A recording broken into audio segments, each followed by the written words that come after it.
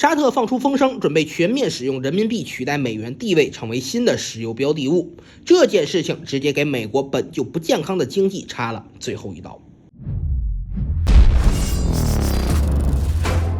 欢迎各位收看本期迷彩虎，我是虎哥。众所周知，美国和中国在国际金融市场上有着各自的优势。美国的优势来自于石油美元，中国的优势来自于大量商品及强大工业体系支撑下的人民币。两者各有各的好处，也各有各的劣势。总之，竞争一直就没有停下来过。最近，沙特的工业和矿产资源大臣班达尔·胡拉耶夫前段时间来到了中国香港和广州进行了一次访问，探讨了关于在自动化和新能源领域的一系列合作。那这件事情没什么好说的，毕竟之前沙特已经做出了准备和中国在这两个领域进行合作的姿态。现在所有人都知道这件事情了。真正让人意外的是胡拉耶夫在香港接受媒体采访时候的说法。他表示，沙特愿意尝试接受新事物，对包括跨境原油交易结算中使用人民币的新想法也是开放态度。听起来好像没什么是吧？那我换一个说法，沙特不想要石油美元了，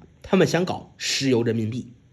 众所周知，现在美国经济体系还没彻底崩盘，唯一的理由就是石油美元还绑定在一起。世界其他国家想要使用化石能源，就必须先兑换美元，这也是别的国家就算无视了美元11次加息背后的阴谋，也还是会缓慢增持美元外汇的原因。毕竟不论如何，你一个国家总归是要烧油的，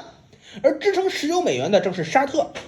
这也是之前美国把沙特当成民主典范的原因。民主这个词已经被美国变成了美国盟友的同义词了。就因为沙特对美国有利，所以这个奴隶制合法的国家就变成了美国人嘴里的民主国家。至于为什么沙特突然要改换门庭，其实这件事情几乎都不需要解释，纯粹是水到渠成的事情。首先，沙特自身就想摆脱对美国的依赖，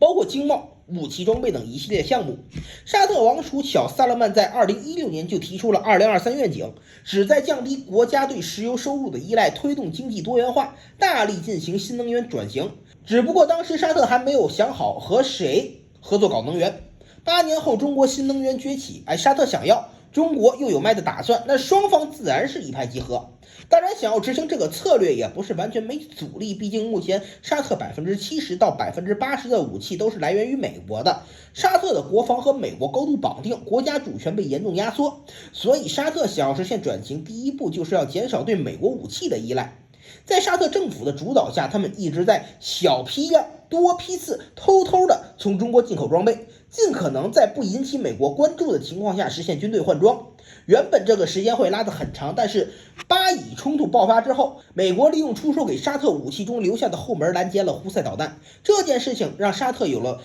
正当理由大面积换装武器装备。中国的红旗防空系统、翼龙无人机等武器开始大规模流入沙特，这件事情让美国是又惊又怒，他们决定对沙特制裁，拜登更是叫嚣要让沙特变成贱民国家。但结果却是沙特不仅全身而退，而且还逼得美国不得不派遣官员亲自前往沙特求和。8月9日，拜登政府还破天荒地宣布解除对沙特进攻性武器销售禁令。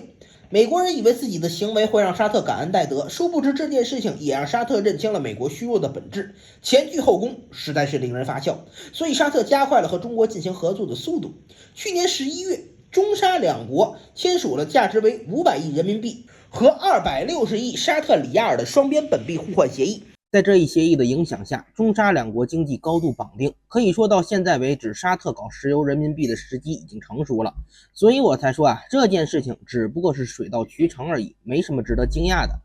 这个策略对沙特有利，对中国有利，对全世界有利，就是对美国不好。现在我这边唯一担心的就是沙特现任国王死后继承人怎么办，毕竟他们是一个非常典型的王权国家。比较靠谱的呢是沙特的王储小萨勒曼，但是他威望不足，不知道能不能压住沙特的皇亲国戚。